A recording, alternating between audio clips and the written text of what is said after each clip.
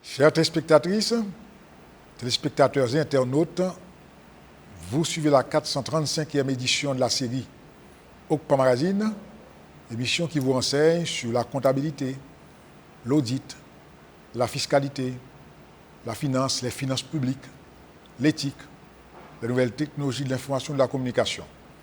L'émission qui passe chaque mardi à 10h PM sur Téléguinée, reprise mercredi à 10h AM. Et pour les internautes, ils peuvent naviguer sur le www.rtghaiti.com. À cette 435e édition, nous avons retenu pour thème la problématique du bâti en Haïti post-séisme. Nos invités, 3 ingénieurs et architectes, tous membres du Collège national des ingénieurs architectes haïtiens. D'ailleurs, nous avons dit ceci, c'est le rendez-vous annuel avec le Collège national des ingénieurs architectes haïtiens. Eh bien, j'ai à ma droite l'ingénieur Philippe Lauture, qui a déjà intervenu, a déjà pris part à cette émission, au nom du collège. Lauture, vous vous présentez. Bonjour à tous. Je suis Philippe Lauture, ingénieur civil, membre du Collège national des ingénieurs architectes haïtiens. Je remercie M. Payan de l'invitation. Je salue mes confrères, Christine et Patrick Saint-Louis du Collège national des ingénieurs architectes haïtiens. Nous avons également l'architecte Christine Larac, qui est membre du collège également. Bienvenue. Merci.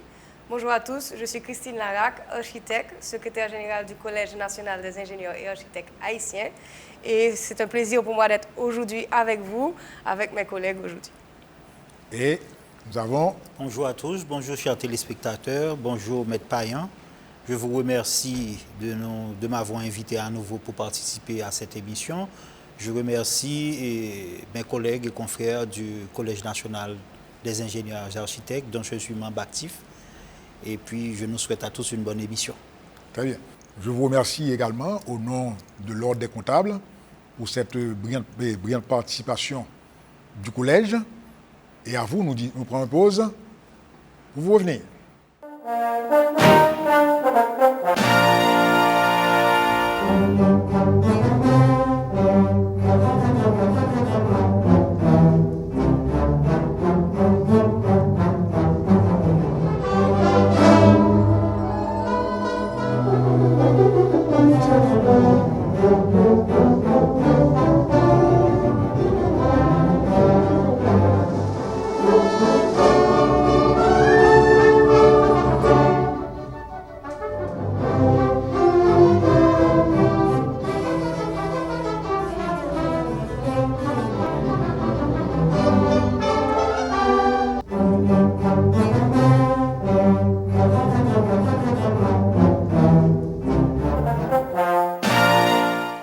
Chers téléspectatrices, téléspectateurs et internautes, comme d'habitude, nous vous renseignons sur l'activité de l'Ordre des comptables. L'Ordre reçoit des inscriptions en son local pour accueillir de nouveaux membres. La rue panaméricaine à Pétionville, de 9h à 14 PM. L'Ordre organise aussi des cours de formation, des séminaires, qui sont des événements ouverts, tant au grand public qu'aux membres de la corporation dans le cadre de la formation continue. Et à chaque émission aussi, nous apportons quelques conseils. Eh bien, il s'agit particulièrement des transactions immobilières. Lorsqu'on est propriétaire de terrain ou de fonds de bâtisse, eh bien, il y a une période de détention qui confère cet avantage fiscal. Lorsqu'on est propriétaire de fonds et bâtisses, eh bien, au-delà de 10 ans, lorsqu'on revend ceci, eh bien, on a un abattement, une réduction de la plus-value de l'ordre de 50%. Et lorsqu'il s'agit par exemple de terrain, eh bien, lorsqu'on a le terrain depuis plus de 10 ans et qu'on revend ce terrain, à ce moment-là, on a un abattement, une réduction sur la plus-value de l'ordre de 25%. Ça veut dire, lorsqu'on a une transaction immobilière, le temps joue parce que, en fiscalité haïtienne, il y a la plus-value à long terme et la plus-value à court terme. L'émission du jour, c'est la problématique du bâti en Haïti, post-séisme. Eh bien, c'est toujours un plaisir d'accueillir le Collège national des ingénieurs architectes haïtiens. C'est, je dirais, l'organe de régulation des professions d'architectes et d'ingénieurs. Ça veut dire qu'on est en présence d'hommes et de femmes de l'art, okay, qui maîtrisent le secteur, le domaine du bâti, de la construction, et qui ont leur mot à dire. Il faut laisser la place à la science, il faut laisser la place aux autorités compétentes. Et ce sont des autorités dans le domaine du bâti, de la construction. Et c'est pourquoi nous accordons beaucoup d'importance à ce rendez-vous annuel sur Magazine. La première question que nous allons adresser à nos chers invités, c'est comment va le collège?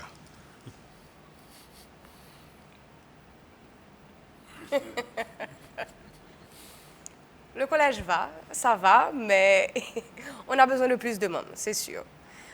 Donc, le plus gros problème que auquel le collège prend face maintenant, c'est la quantité de membres actifs. Nous avons plusieurs membres, mais ils ne sont pas actifs pour le moment. Donc, nous encourageons fortement tous les ingénieurs et tous les architectes à venir non seulement s'inscrire, mais à se mettre actifs et à payer la cotisation annuelle. Et nous avons une cotisation spéciale aussi pour nous aider à justement surmonter les périodes difficiles que nous tous nous savons que nous sommes en train de passer ces périodes-là maintenant. Très bien. Donc, le message est bien capté, j'espère. Hein? J'espère. Alors, puis nous parlons du bâti. Quelle est votre lecture, votre appréciation de l'environnement de la construction du bâti en Haïti, après le séisme particulièrement? Bon, on va voir ensemble ce qui a été fait, ce qui a été réalisé depuis le séisme. Je pense qu'au niveau amont, ça veut dire études sismiques, parasismiques, études des failles, position des failles, microzonage sismique, il y a beaucoup de travail qui a été réalisé. Mais c'est un travail en amont. Ce qui compte, c'est pouvoir prendre ces données-là et construire pour ne plus avoir le désastre comme celui qu'on a eu en 2010. Et c'est là que je pense que jusqu'à présent, il y a certaines lacunes.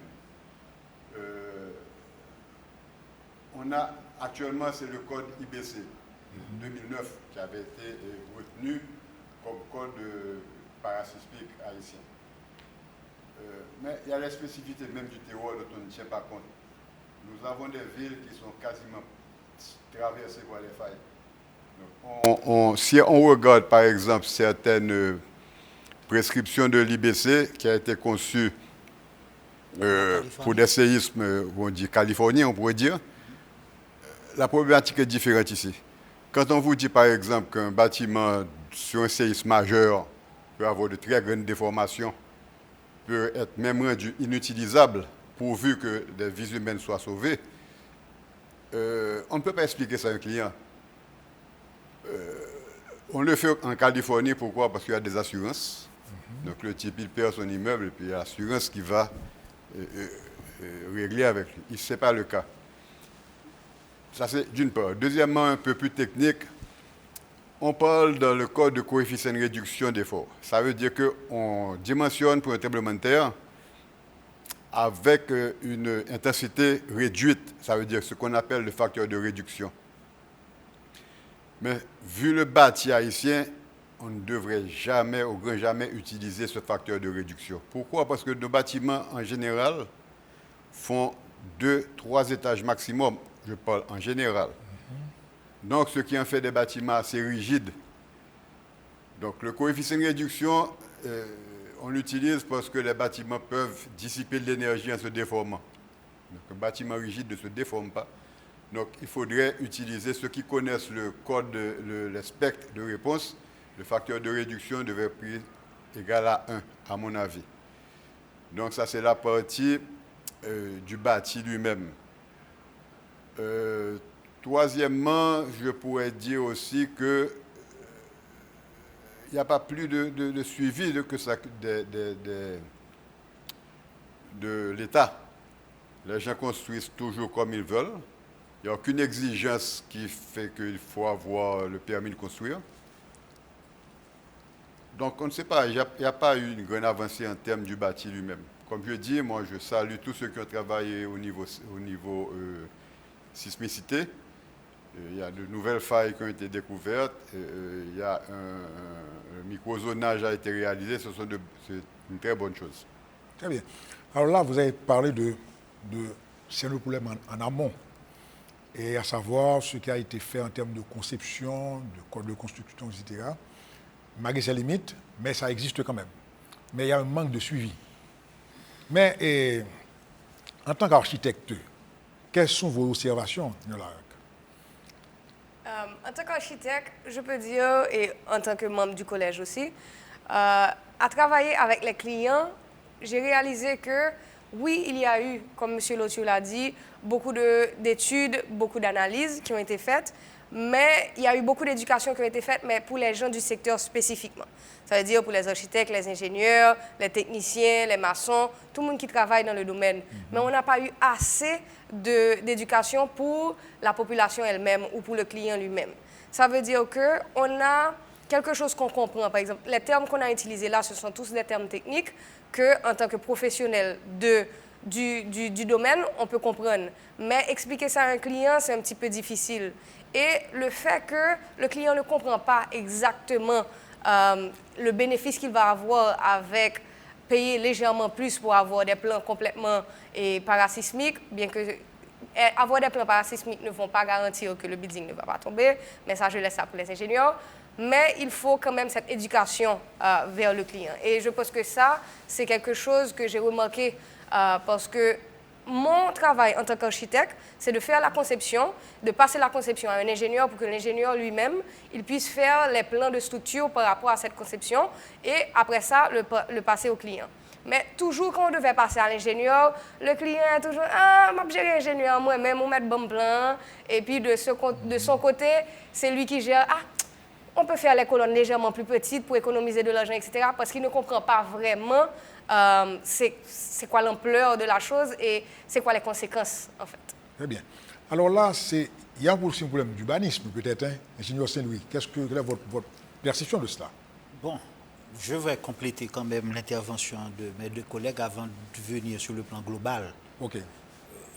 Les interventions des ingénieurs architectes se situent au niveau local. Quand je dis local, c'est micro. L'urbaniste, lui, va faire une conception au niveau global, au niveau macro. Et en termes de bilan, parce que moi, je suis revenu en Haïti justement à cause de cette problématique post-sismique, les efforts qui ont été faits se ramènent à 3 institutions, le Laboratoire national, le SIAT et le Bureau des mines et de l'énergie. Le microzonage a été fait pour partir de ce qu'on appelle l'aléa global. On avait une carte géologique, sismogéologique, qu'on a donnée en Haïti, qui existait déjà pour la République dominicaine et pour Haïti. C'est une carte d'accélération et de vitesse des ondes sismiques, mais on n'avait pas identifié toutes ces failles, comme l'ingénieur Lothieu l'a fait. Donc, et on est venu avec une mission conjointe BRGM Bureau des mines. Ces gens-là viennent de la Guadeloupe et de la Martinique, qui connaissent les tremblements de terre de 2 natures, tellurique et tectonique. Tectonique, ça veut dire mouvement des plaques, et tellurique, c'est les volcans. Donc, à partir de ce microzonage, malheureusement, le microzonage s'est circonscrit sur la région métropolitaine. Ensuite, on a fait un microzonage pour le nord qui n'est pas encore publié. Mais après ça, les autres départements ne bénéficient pas du microzonage. Donc, au niveau de l'aléa local pour les autres départements, on n'a pas d'informations. C'est-à-dire, si tu vas construire à 15 coffres, le microzonage ne couvre pas 15 coffres. Au-delà de la boule 12, à partir de la boule 12, le microzonage n'est pas là. Donc, ce sont des outils de décision assez utiles, tant pour les ingénieurs que pour les architectes. Ensuite, maintenant, le bureau de laboratoire national, lui, il est sous-équipé aussi pour aller au-devant de cette problématique post-sismique. On n'a pas assez d'équipement pour faire les tests. Au niveau de la faculté des sciences, ils ont un institut qui s'appelle un institut de géophysique, UGEO, qui complète les études de sol pour la partie géophysique. Donc, c'est embryonnaire. Au niveau, je dirais, normalisation et code, comme l'ingénieur Lauture, il y a 2 documents officiels qui sont sortis. Un document qui s'appelle les règles de calcul intérimaires, qui sont toujours d'actualité, et un embryon de code, qu'ils ont appelé le CNBH. Mais ce n'est pas encore un code parce que c'est beaucoup plus un guide qu'un code, où il se réfère à l'utilisation du spectre IBC, qui n'est pas forcément adapté au pays. Et puis ensuite, il faut comprendre aussi que l'IBC est fait pour ce qu'on appelle le maximum probable earthquake. Le séisme maximum probable qu'ils attendent, c'est un séisme qui n'est pas catalogué, c'est un séisme obtenu par extrapolation. C'est un séisme d'une période de retour de 2475 ans, qu'on cale sur Haïti. C'est-à-dire on est passé de 0 niveau sismique au niveau le plus supérieur. Même le Japon ne dimensionne pas ses bâtiments pour ce séisme. Donc là, je pense que c'est tout un champ de réflexion auquel il faut inviter les universités et faire en sorte que beaucoup de jeunes haïtiens partent, fassent des spécialisations en sismologie, en construction parasismique, et puis en urbanisme parasismique. Et puis avec cette synthèse, on pourrait commencer à avoir un champ de réflexion adapté à la topographie au relief du pays. Donc maintenant, l'urbanisme peut entrer en compte justement pour planifier la ville, planifier les villes futures. L'occasion en or qu'on a ratée, c'est qu'on n'a pas fait de nouvelles villes après le 12 janvier. Parce que ça aurait fait un appel d'air où on aurait tous les spécialistes du monde et il y aurait du travail pour tout le monde pendant 50 ans. Non, c'est vrai. On a raté cette occasion. On n'a pas su transformer les études. On n'a pas exploité le malheur et c'était effacé de notre mémoire, le tremblement de terre. 1743, 1843, ensuite, on ne vivait pas. Là, maintenant, on doit vivre en sachant qu'on est en zone sismique. Et pour la population, et pour la clientèle, et pour les architectes, et pour les ingénieurs, et pour les urbanistes. Toute la conception doit passer par le parasismique. Très bien. Alors, j'ai décelé dans vos interventions deux opérateurs clés. D'un côté, faire état de la clientèle qui n'est pas informée des risques encourus, le fait d'avoir contrainte d'argent peut-être. Et deuxièmement, puisqu'on parle de définition de plan global d'urbanisme, l'État en tant que régulateur aussi. Alors, de ceci, qu'est-ce qu'on pourrait faire alors, au niveau, en tant que professionnel, pour que le grand public soit mieux imbu des risques de construction, en dépit des contraintes de finances, et également l'État d'être plus actif dans la définition, je dirais, de la régulation nécessaire au secteur du bâti. Au niveau des finances, il faut impliquer les banquiers et les assureurs. Un particulier qui veut construire, normalement, ne peut pas aller tout seul.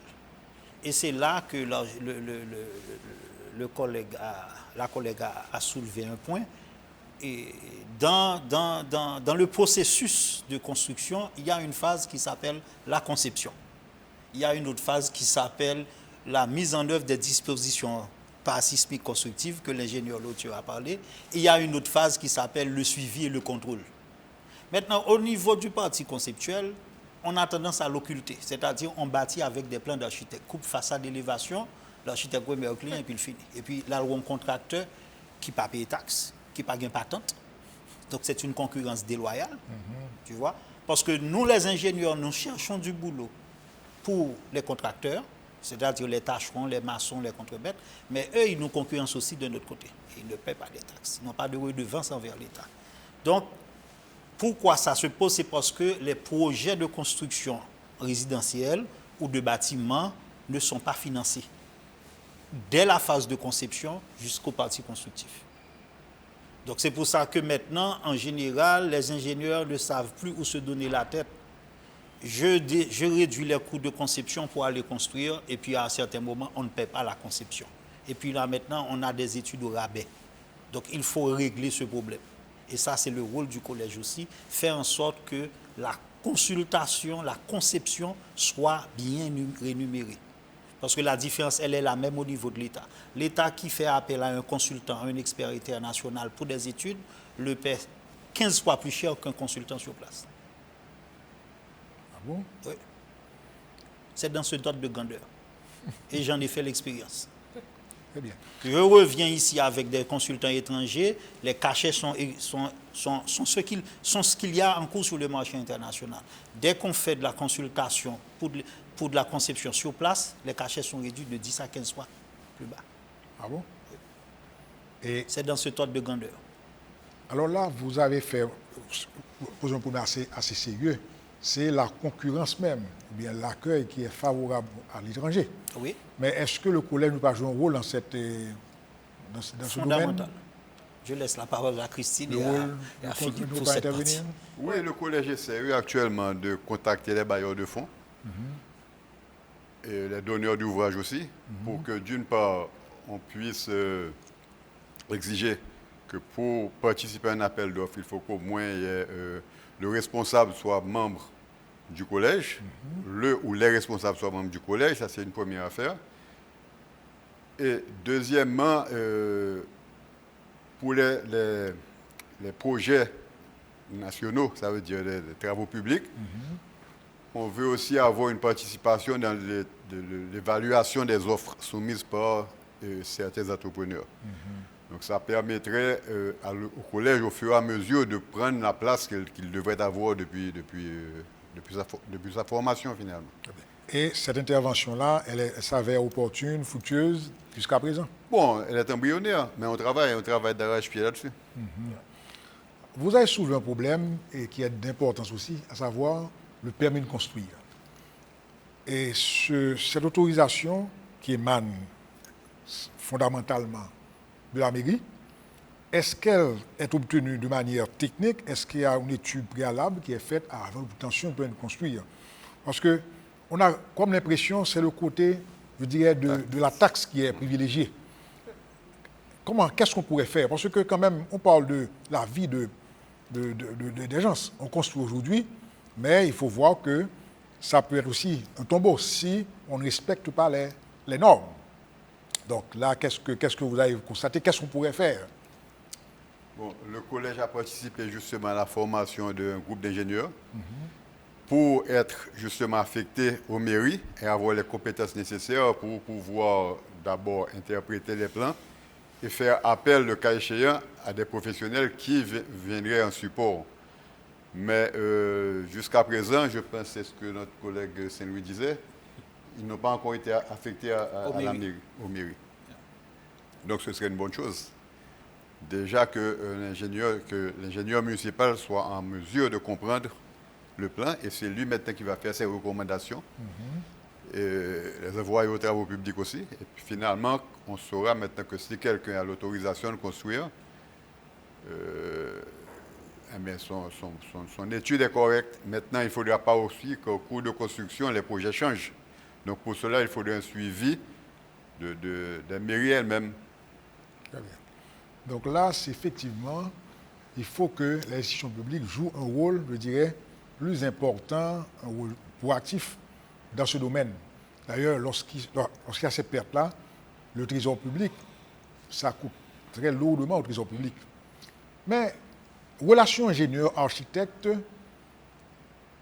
on a comme l'impression des fois, je veux dire si c'est bien le constat, qu'on essaie d'éviter, pour question de finances, comme vous l'avez bien dit aussi, de passer d'un plan à la construction en faisant abstraction des professionnels qui sont soit architectes, soit ingénieurs. Est-ce que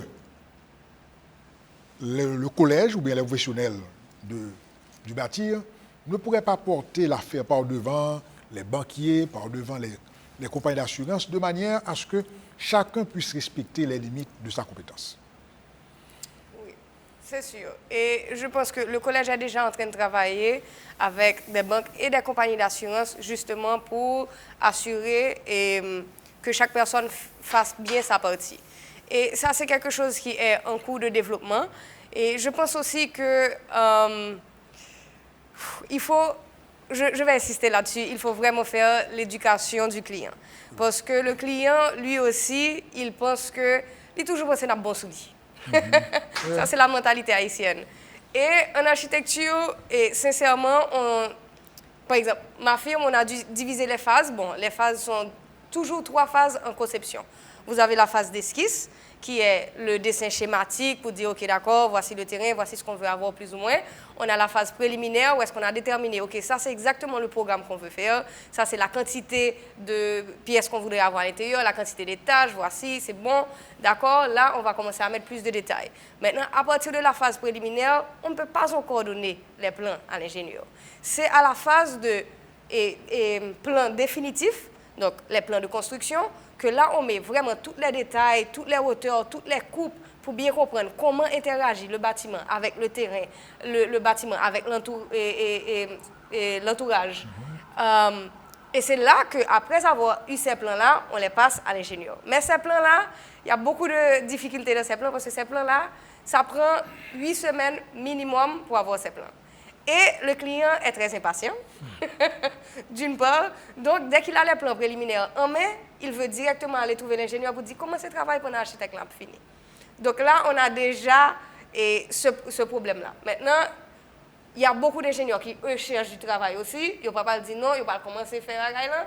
Et puis, le client lui-même, il dit, bon d'accord, je vais engager ma propre équipe de construction, faire ma propre supervision pour construire. Donc, le client essaie toujours de passer autour de l'architecte et l'ingénieur. Je crois que nous, en tant que professionnels, on collabore bien du fait que l'architecte sait qu'il a besoin de l'ingénieur et qu'il ne peut pas travailler sans l'ingénieur. Ça, c'est, dès que j'ai fini mes plans, pour faire l'étude structurelle, je dois passer ça à l'un d'entre eux pour faire l'étude pour moi. Ça, il n'y a aucune question. Et l'ingénieur sait aussi que, OK, je ne peux pas faire la conception, je vais faire, l'architecte faire la conception pour moi, et puis après ça, OK, d'accord, moi je fais les plans de structure et je fais l'exécution. Nous, on le sait bien, mais le client, souvent, n'est pas imbu de toutes ces différences-là. Donc, il faut quand même faire l'éducation. Et ce que nous essayons de faire à chaque fois, c'est dès qu'on signe un contrat avec le client, on l'explique bien par A et par Z toutes les phases du projet. Mais une fois que le client a les plans en main, on ne peut rien faire. Très bien. Alors là, est-ce que de côté la technologie aussi ne fait pas concurrence à la profession?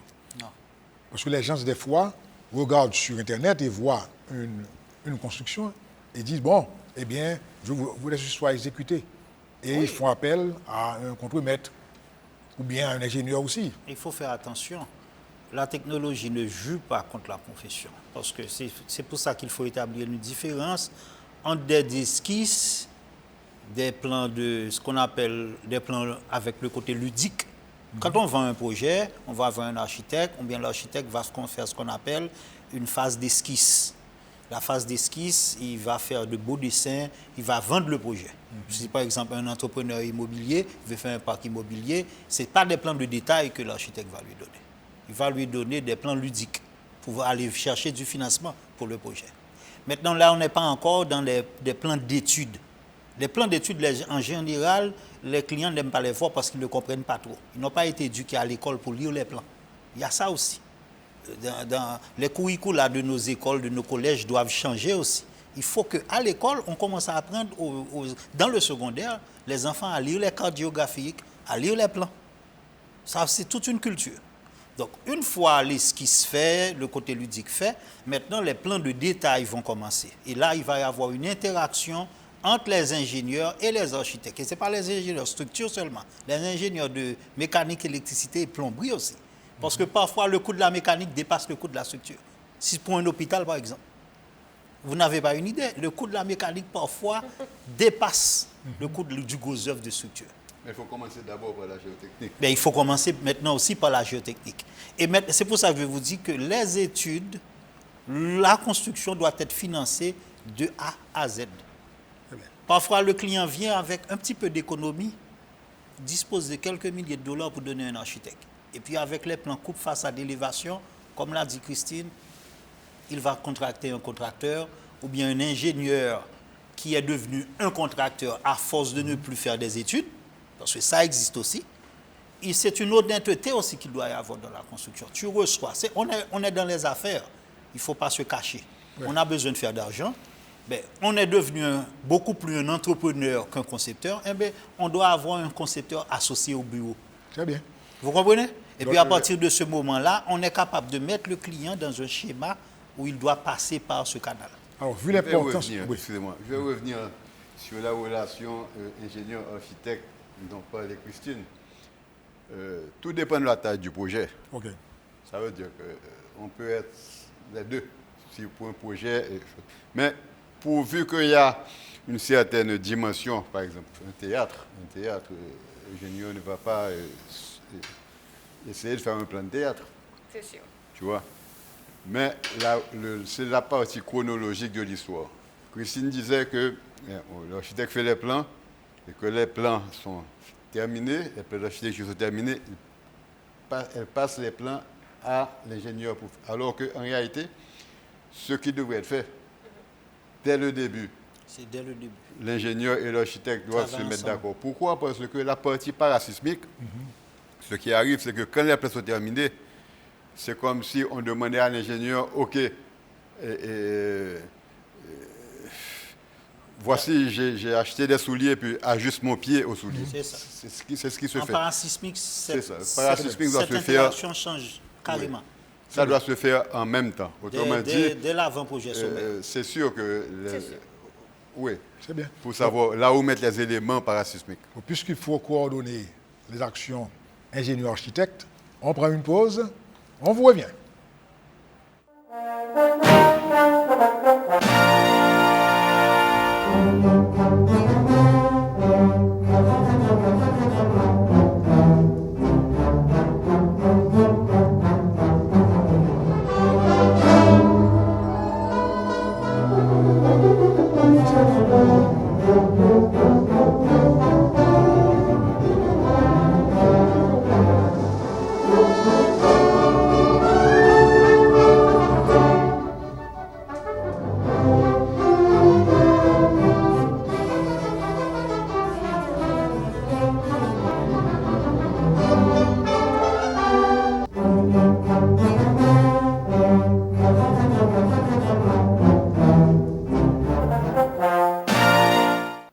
Chers téléspectatrices, téléspectateurs et internautes, vous suivez la 435e édition de la série Oku Magazine.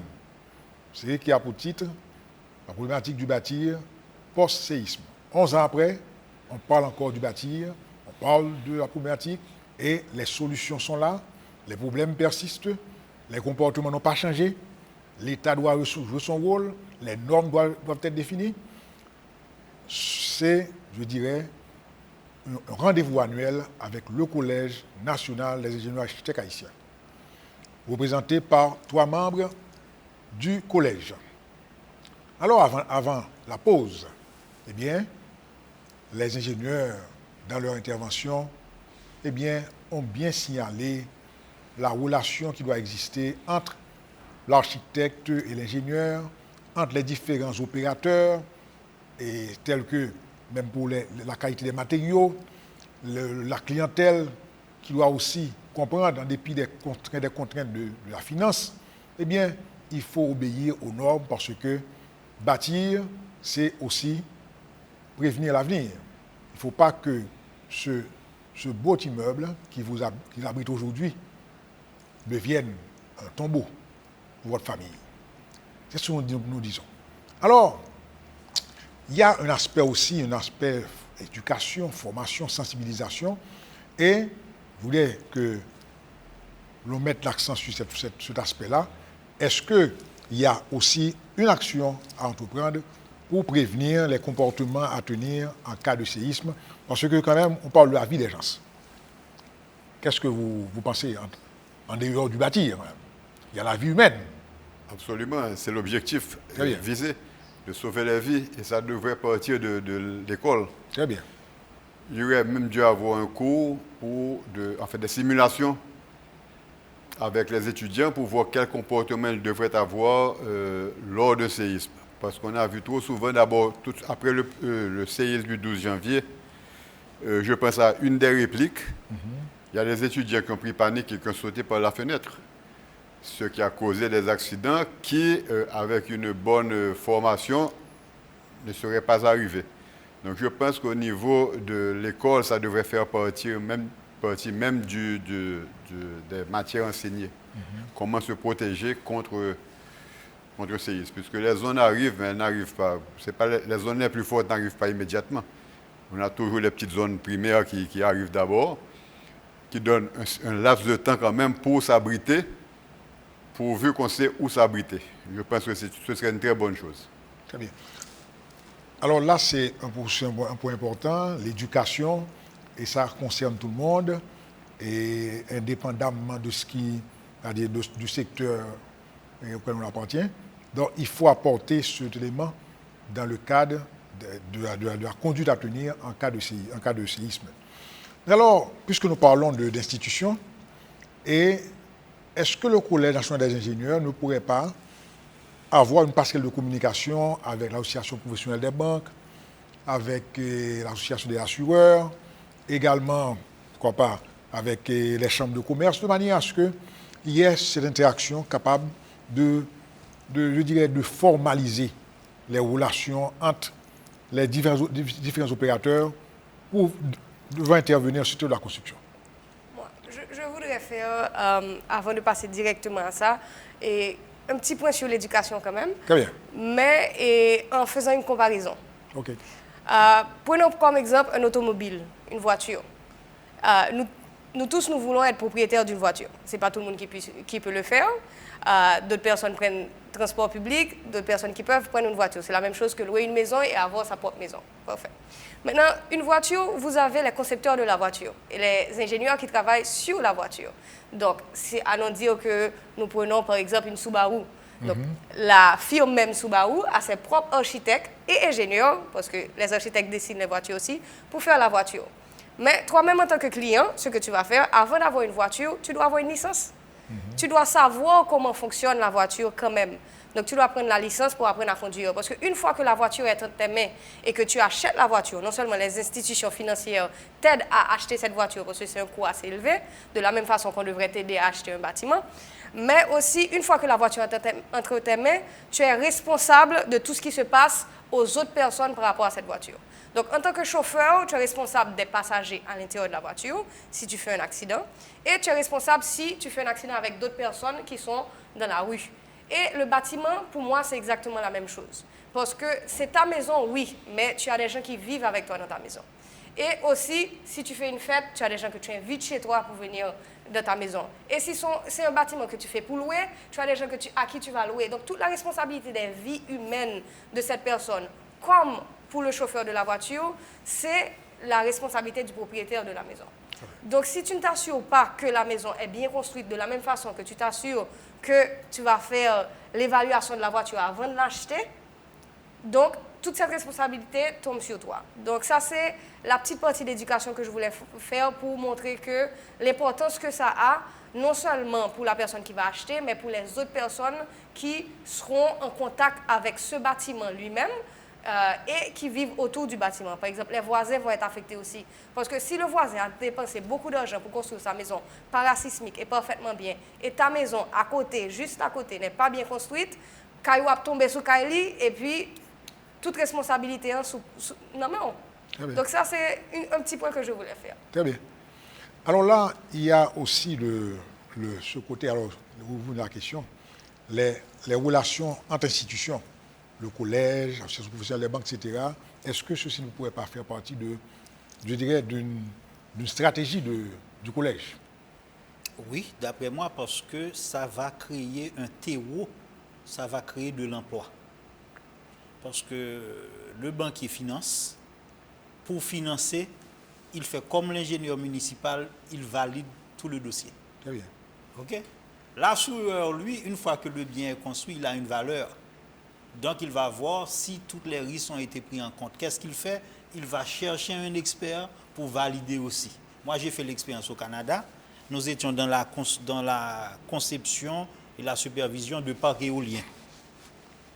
Et le propriétaire du parc s'est fait financer par une banque et il a fait ce qu'on appelle, il a confié à une firme un dossier de conception-exécution. Donc ces gens-là sont venus, ils nous ont remis les dossiers de calcul. On a validé le dossier de calcul pendant près d'1 an. Et puis 3 ans après, on reçoit une missive qui nous demande, on est soumis à une autre vérification par une firme européenne, c'est un assureur. Là maintenant, on était sujet, on a subi la même chose qu'on a fait au concepteur original. C'est-à-dire on a validé notre validation. Donc c'est pour montrer qu'un seul projet, on a eu 3 phases. Il y a eu du travail en 3 étapes. Donc les assureurs, les banquiers, cette synergie-là avec le collège d'ingénieurs va permettre à certains de dire, bon, moi je ne fais que de la conception, parce que j'ai assez de dossiers pour faire que de la conception. Et ça va permettre aux gens de se développer. Parce que là, on est à U et à A. On est obligé de tout faire en Haïti pour survivre comme entrepreneur. Très bien. Donc c'est une implication plus que souhaitable. Très bien. Puisque nous parlons de la pratique du bâtir, mais il y a aussi la formation. Au niveau des écoles de formation, des universités, des écoles même des centres de formation de la construction, est-ce qu'il n'y a pas un travail aussi à faire à ce niveau-là? Grand travail. Et quoi? Les ingénieurs sont un gros problème. Ça, c'est l'ingénieur Loture qui a fait comme moi. Parce que moi, je dis, j'ai été utilisé des 2 côtés de la barrière. Conception, supervision, exécution. Oui. Donc, il a une carrière où il a fait de la conduite de travaux. Un ingénieur en Haïti a trop de travaux sur un chantier. Il est le seul capable d'interpréter les plans. Et il n'a pas assez de technologues, de techniciens en bâtiment pour le suppléer. Les gens ne lisent pas les plans. Mais quoi faire alors? Formation, c'est-à-dire que faire en sorte que la chaîne de la construction, tu aies des artisans, des semi-professionnels, des professionnels jusqu'arriver aux techniciens supérieurs. Il y a même des techniciens qui sont des aides calculateurs au bureau, qui ne sont pas ingénieurs. Ça existe en France, en Europe. Donc sur le chantier, en général, au Canada, en France, c'est le contremaître qui va former le jeune ingénieur résident sur un chantier. Un conducteur de travaux, c'est lui qui a le titre, jusqu'à ce que l'ingénieur prenne des galons et qu'il devienne un directeur des travaux. Donc ce sont des gens qui sont formés. Donc on n'a pas ce niveau de formation au niveau des contremaîtres. Ce qu'on appelle boss. Le terme boss, c'est un terme qui nous tue, quelque part. Parce que il fait tout. Et il ne sait pas tout bien faire. Et il ne comprend pas tout. Oui. Vous voyez? Donc, il faut passer par... Les écoles professionnelles sont même prioritaires par rapport aux écoles d'ingénieurs. Ouais. On a un problème au niveau de la conception. On ne trouve pas de dessinateur en Haïti pour remettre des plans. Est-ce qu'un architecte qui a passé 5 ans, il fait de la conception, mais il doit avoir un suppléant pour mettre les plans en exécution? C'est la même chose pour les ingénieurs de structure. Les plans prennent du temps. Par exemple, si vous allez là en République dominicaine, les Dominicains sont très compétitifs parce qu'ils ont des techniciens en dessin, bâtiment, qui font des plans et qui comprennent le langage de l'ingénieur. Nous, on n'a pas ça ici, on est obligé de tout faire. Vous voyez? Donc, l'éducation, pour moi, c'est les banquiers, les assureurs devraient encourager aussi à la formation d'écoles professionnelles. Il y a des progrès qui sont faits au niveau de l'INFP, on ouvre des centres un peu partout, mais les ressources humaines pour former, moi je pense qu'il faut une campagne internationale, prendre des retraités qui viennent d'Europe, d'Amérique du Nord, venir former les gens ici. Carrément. Vous voulez penser? Carrément. Oui, comme disait l'ingénieur Patrick, l'ingénieur Saint-Louis, tu dois bien connaître aussi le Cégep Joliette à Montréal. Moi, j'ai enseigné au Cégep Joliette en technique de génie civil. Le curriculum qu'il y avait était tellement intéressant qu'on pourrait même, d'après moi, des fois, l'adapter directement en Haïti. J'ai fait l'expérience d'enseignement aussi en Haïti, à l'université Quisqueya. Et quand je compare ces 2 curriculums, y a de la place pour les deux. Il y a de la place réellement pour les deux. Parce que le technicien n'a pas besoin de savoir tous les petits détails de technique, mais il doit, par exemple, je vais prendre un exemple bien simple. Vous prenez une dalle qui est ferraillée, qui est prête à être coulée. Ok, moi, je m'évertuais constamment en Haïti à dire aux gens de ne pas marcher sous fer, lever fer, caler fer, c'est mettre des cales en dessous. Le type, il ne comprenait pas pourquoi. Alors qu'en réalité, il y a une question tout simplement de bras de levier et que le fait que l'acier descende, ça perd sa résistance. Le technicien québécois est au courant de ça, lui. Ça veut dire que c'était enseigné à l'école même. Donc il y a cette partie-là, je pourrais dire le trait d'union entre l'ingénieur et l'ouvrier qui serait le contremaître, qui devrait être bien formé. Je pense qu'à l'époque, il y avait le centre pilote dans le temps qui formait les techniciens. Mais on ne les trouve pas dans la pratique. Et on ne les trouve pas assez de gens qui savent lire les plans, conduire des travaux, voire même faire comprendre un devis. Il y a un gros problème. Donc moi, je le vois, j'ai dû réaliser un pont à Tour du Nord en utilisant 10 ficelles de couleurs différentes pour matérialiser l'acier. Une fois que c'était fait, les gars, ils ont ferraillé le pont. L'Allemand était là, il a dit que c'était du jamais vu dans sa vie. Comment Negmari fait ici bien? Mais c'est ça qu'on fait. Mais maintenant, lire le plan tout seul, pas capable. Tandis que là-bas, tu supervises la personne qui a posé l'acier. Et ils sont des détaillants d'acier. Ils savent quoi faire. Et ils savent à quel moment ils vont faire appel à l'ingénieur. Tandis que ici, l'ingénieur fait toute la chaîne. Il y a même des entreprises spécialisées en ferraillage. En ferraillage. Spécialisées en coffrage. Donc les charpentiers, les maçons. Donc nous, on est beaucoup plus dans la maçonnerie parce qu'on a hérité ça de l'époque coloniale, mais les choses ont beaucoup évolué. Mais on n'a pas de charpentier d'acier ici. On n'a plus de charpentier bois à proprement parler. Si on veut faire une construction parasismique en bois structural, les connexions bois, on ne connaît pas ça ici. Il faut faire appel à des étrangers. Les connexions en acier, à boulonner, ici on utilise la soudure n'importe quel moment. Le métier de soudeur, l'ingénieur Lotio peut vous le dire, c'est le métier le plus difficile à décrocher un diplôme. Absolument, dans ces grands pays. Absolument. Et il y a encore le soudeur au plafond, c'est encore pire. Donc nous, on est dans la féonrida. C'est le souder au plafond. Oui, on confond la féonrida avec la construction métallique. Ça encore, c'est un autre gros problème.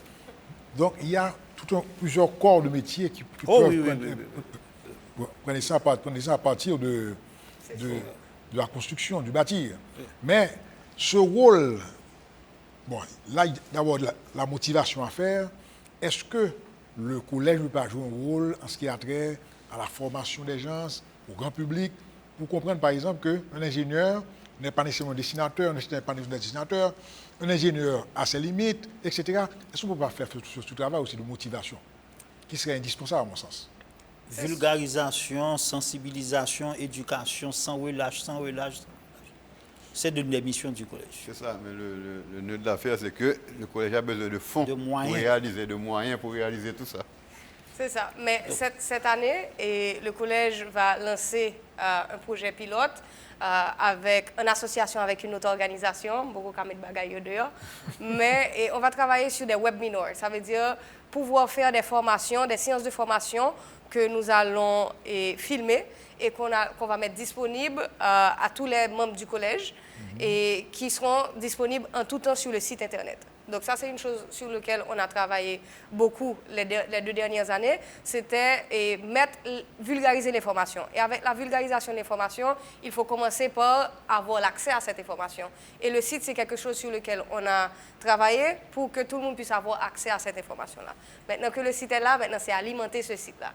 Donc cette année, je crois que l'une des concentrations du collège va être d'alimenter ce site avec des formations en ligne que tout le monde pourra en suivre. Bon, bien sûr, membres du collège, et on va essayer d'impliquer les étudiants aussi. On a un projet de bibliothèque aussi pour avoir l'accès, non seulement en ligne, mais physiquement, avec l'information et plusieurs livres disponibles, et des livres internationaux haïtiens comme étrangers. Donc, il y a beaucoup d'efforts que le collège est en train de faire pour justement vulgariser cette information-là. Maintenant, comme l'ingénieur Lauture a dit, et on va le répéter encore, nous avons besoin de fonds, donc de nouveaux membres. Inscrivez-vous, on vous attend. Très bien. Que les anciens membres, n'hésitez pas à contribuer. C'est sûr. Eh bien, c'est ça, c'est le maître mot. Il faut de l'argent, n'est de la guerre. Donc, nous remercions très sincèrement le Collège national des ingénieurs et architectes pour cette brillante participation. Nous parlons du bâtir. Eh bien, en effet, il faut éviter qu'un bel immeuble aujourd'hui ne se transforme en tombeau. Donc, il n'y a pas 4 chemins, le respect des normes. Que chacun connaisse ses limites. On ne peut pas être tout à la fois. On peut savoir beaucoup de choses, mais on ne peut pas tout savoir. Donc, encore une fois, c'est l'occasion pour nous de dire à tous, qu'il s'agisse du secteur public, du secteur privé, des indépendants, eh bien, c'est un fait, il y a des contraintes. Dans un pays pareil, il y a des contraintes. Mais il n'y a pas comme le respect des normes. Ça peut coûter. On peut perdre des opportunités aujourd'hui, mais aussi nous avons la conscience tranquille. Le fait de faire œuvre utile. Disons un grand merci, encore une fois, au collège, à travers l'ingénieur Lauture, l'architecte Larac, l'ingénieur Saint-Louis, et à vous, nous disons à bientôt.